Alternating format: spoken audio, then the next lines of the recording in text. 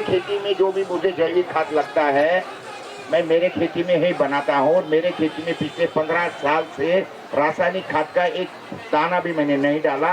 रासायनिक खाद नहीं है तो कीटनाशक कीड़ नहीं आती है, तो कीटनाशक की मुझे जरूरत नहीं है कि ये मेरी खेती है।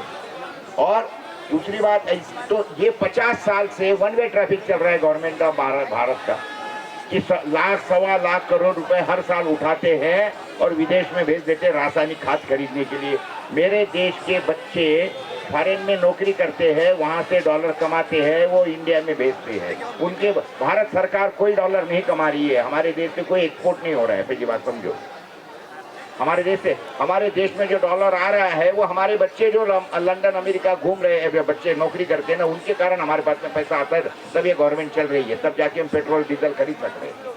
तो इतने मेहनत से हमारे बच्चे वहां से डॉलर कमाते हैं और ये नालायक लोग क्या करते हैं, ये डॉलर को वापिस से वहां बेचते हैं 1.25 लाख करोड़ रुपए के साथ। तो ये कोई भारत विदेश के जो लोग हैं हमको रासायनिक खाद भेजने के लिए ये कोई हमारे रुपए थोड़ी लेते हैं, उनको डॉलर देना पड़ता है। तो हमारे की जरूरत क्या है, और ये वन वे ट्रैफिक चल रहा है, तो ये एक तरफ पैसे यहाँ से डॉलर भेजेंगे और वहाँ से क्या करेंगे, रासायनिक खाद लेंगे और हमारे देश के अंदर लोगों की बीमारियाँ फैलाएंगे। क्यों इतने बीमार गिर रहे लोग, तो क्यों बीमार गिर रहे हैं, क्योंकि हम अनाज नहीं खा रहे हैं, हम केमिकल खा रहे हैं। पहली बात समझो।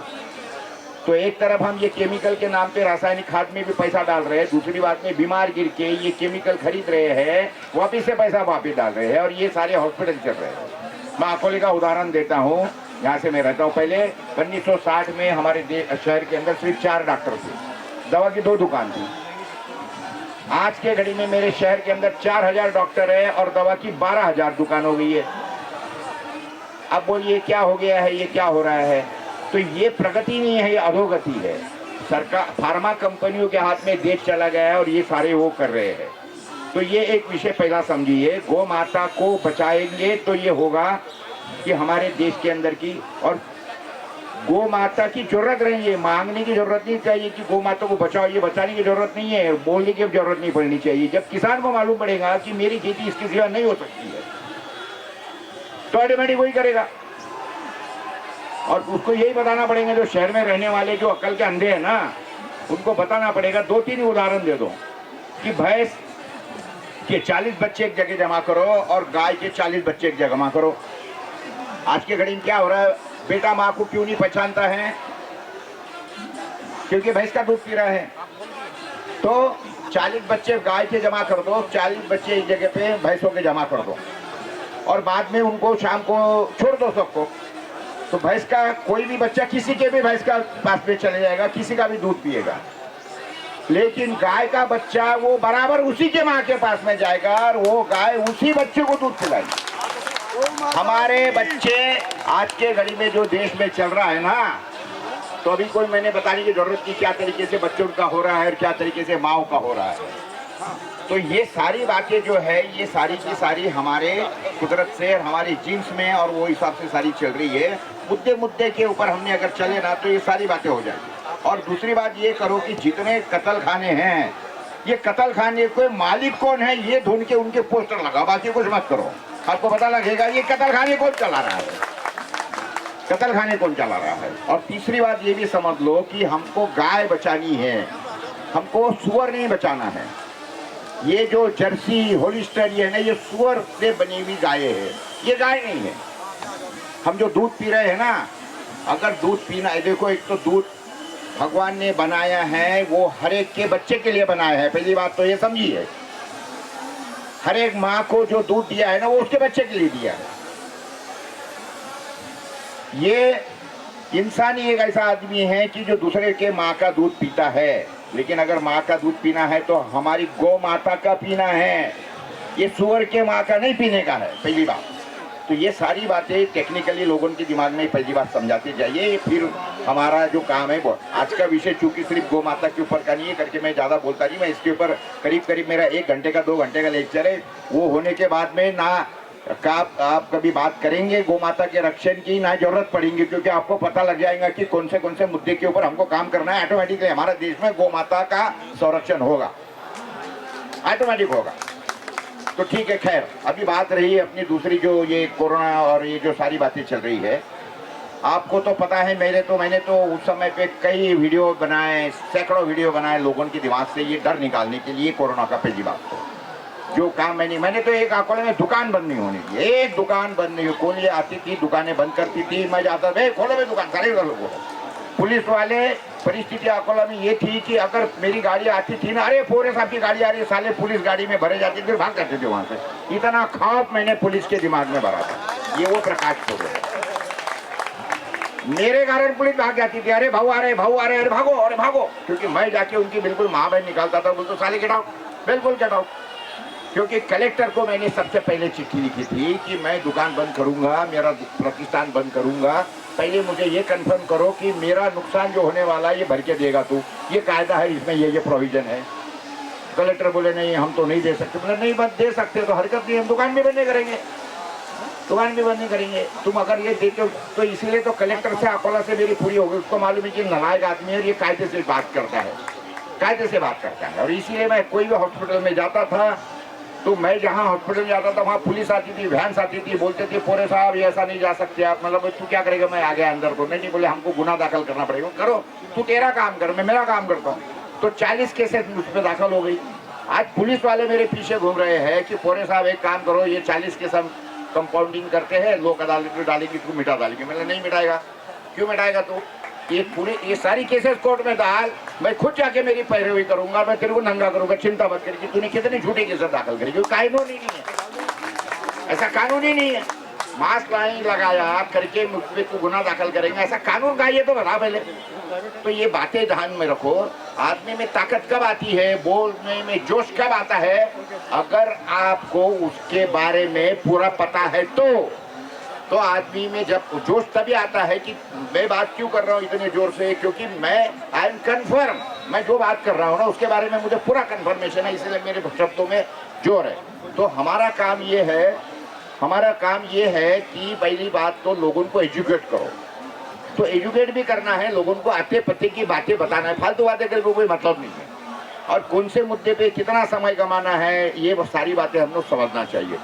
तो आपके माहिती के लिए बताता, आज महाराष्ट्र गवर्नमेंट के ऊपर 1,40,000 करोड़ का 10,000 करोड़ का मैंने एक तो वो मुकदमा ठोका है। किसके ऊपर? वो सीरम इंस्टीट्यूट के ऊपर। पूरे दुनिया का सबसे ज्यादा कॉम्पनसेशन का मुकदमा प्रकाश पोरे ने ठोका है। कोर्ट ने वो मान्य किया है, मंजूर किया है, और वो अभी बिल गेट्स इसको सारी की सारी बिल गेट्स को और वो सीरम इंस्टीट्यूट वाले को नोटिस जा रही है। पहली बात हो गई है।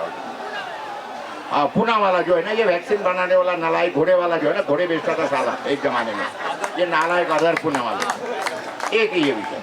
दूसरा, महाराष्ट्र सरकार के ऊपर मेरी केस चल रही है 1,40,000 रुपए की, क्योंकि उन्होंने बोला कि दुकान ये बंद रखो, और उन्होंने सारा सील कर दिया।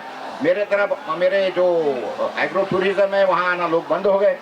तो मैंने महाराष्ट्र गवर्नमेंट के ऊपर, कलेक्टर के ऊपर दावा ठोक दिया कि मेरा जो लास्ट ईयर का जो इनकम था वो फलाना था इतना, और अभी ये साल का मेरा गिर के इनकम इतना हो गया है।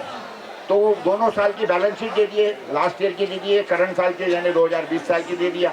तो उसके अंदर दिख गया था कि प्रकाश पोरे को 70 लाख का नुकसान हो गया है, कम आ गए। तो वो नुकसान, वो दोनों बैलेंस शीट के साथ में मैंने ठोक दिया उनके ऊपर। और कानून ये बोलता है कि आपका जितना नुकसान हुआ है उससे दुगनी आपको दे दी है।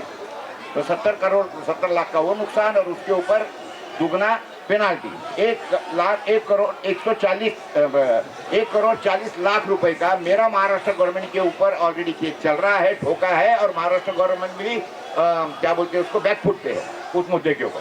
क्योंकि बातें ऐसी है कि ये अगर प्रकाश पोरे को पैसे देने पड़ते हैं तो ये लाइन लग जाएंगी, सारे लोग बोलेंगे तुमने उनको दिया, हमको दो, तुम उनको दिया, और मैं इनके बाप से वसूल करके रहूंगा, बाप से वसूल करके। एक बात ध्यान में रखो, जब प्रकाश पोरे बोलता है ना तो सरकार डोलती है। आपके माहिती के लिए बताता हूँ मैं, क्यों कि मैं वो आदमी हूँ, क्योंकि सरकार मुझे इसलिए नहीं दबा सकती है, 2-3 मुद्दे के ऊपर सरकार दबा। हाँ बस एक ही मिनट आपको। तो बातें ऐसी है कि सरकार आज के घड़ी में ये सारी सत्य बात बोलने के लिए लोग क्यों डरते हैं? तो ईडी का डर लगाते हैं, दूसरी बात बोलते तेरे को अरेस्ट कर देंगे। अभी मेरी बात तो ऐसी है कि मेरे इतना नंगा आदमी कोई है ही नहीं, क्योंकि एक करीब 40 बार तो मैं जेल जा चुका हूँ। महाराष्ट्र का शाह जी को ऐसा जेल या कस्टडी है कि जिसमें मैं नहीं गया हूँ। दूसरी बात, डर काय का लगता लोगों को हथकड़ी पहनने का, तो 6 बार पहन चुका हूँ हथकड़ियाँ। तो बातें ऐसी है कि मित्रों, अपने बोलने में, और पहली बात निडर बनो, वरना क्या है तो निडर बनो। और ये मत समझो कि ये कोरोना वोरोना खत्म हो गया है, ये इससे भी खतरनाक ला रही है। क्योंकि अगर हमको समझना है तो वर्ल्ड ट्रीटी आ रही है, 100 दुनिया के 194 देशों के साथ में ये WHO जाके ट्रीटी कर रही है। और वो ट्रीटी बनने के बाद में हर सरकार की ताकत निकाले जाएंगे, उसके पावर निकाले जाएंगे, और वो बोलेंगे वो सुनना पड़ेगा। ये बातें किसको मालूम नहीं है। तो ये सारी चीज़ें हमको आने वाले दिनों में समझनी है, और वो हिसाब से ही आगे जाके काम करना है। क्योंकि जो ये थी अभी तक की हुई 3 साल, ये ट्रायल थी, ये ट्रायल था। असली अंगड़ाई आगे बाकी है। आगे समझे, ये तो बिल्कुल आगे बहुत बड़ी बात है। और ये सारी चीज़ें समझाने के लिए मैं ऐसा समझता हूँ कि आशुतोष पाठक के जैसे झुंझार जर्नलिस्ट हमारे साथ में हैं, तरुण कोठारी जैसे लोग हैं, हमारे डॉक्टर साहब के जैसे सारे लोग हैं। ये सारे लोग आपको सारा इसके अंदर बताएंगे कि किस तरीके से आगे जाने वाले दिनों में हमको जागरूक होकर काम करना है। धन्यवाद। बहुत बढ़िया। कुछ भाइयों को थोड़ा सा समय अधिक दिया जाता है क्योंकि वो कुछ तजुर्बेकार है, जो हम आंदोलनकारी को थोड़ी सी ऊर्जा प्रदान करते हैं, जानकारी प्रदान करते हैं। कि 1666 से ये खराब व्यवस्था चल रही है, जिसको इल्तुमिनाती का नया रूप न्यू वर्ल्ड ऑर्डर के रूप में। और जो भी आई भी बोलना चाहते हैं, कृपया थोड़ा समय रखें, सभी का नंबर अवश्य आएगा। जय गौ माता। वंदे वंदे वंदे गौ माता की जय। सभी क्रांतिकारियों के लिए, इसके लिए और आगे आने वाले के लिए 11,000 रुपए का डोनेशन का अनाउंस। बात वही, बूंद बूंद से सागर भरे। यदि आप लोग सभी थोड़ी थोड़ी सी मदद करते हैं तो ना जाने ये सागर गागर कितना बढ़ जाए। तो अब नंबर देते हैं अशोक यादव जी, जो अपने विचार क्रांतिकारी आप लोगों को, किसी को कुछ समय कम दिया गया, किसी को कुछ ज़्यादा दिया गया। एक थोड़ी सी दरख्वास्त आप लोगों से जरूर करेंगे कि यहाँ पर जो व्यवस्था